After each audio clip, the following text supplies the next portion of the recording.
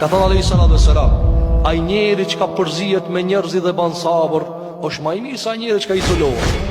Nuk ka izoluar që për shembull jeton vetëm me delet, apo sikur që thonë plot, sot ka ardhur zamani deleve, arrin Facebook gjithë ditën.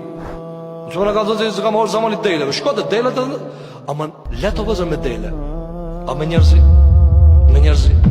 Cila është vëzë zgjidhja dhe ilaçi? Wa in tasbiru. Sabër.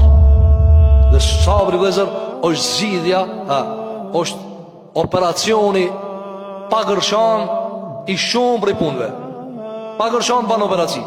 Ama njerëzit vëzër nuk kanë sabër. Krejt që ka dështojnë, krejt që ka bojnë bela, krejt që ka bojnë gjuna, krejt që ka bojnë mëkat, krejt që ka ju gatrohen punë, s'ka bo sabër. Kish ba pak sabër, kish me kaluar. Durim. Andaj kjo është mjet edukativ që duhet si cili për neve të edukojë vetë vetën. Durim vëlla, sabër.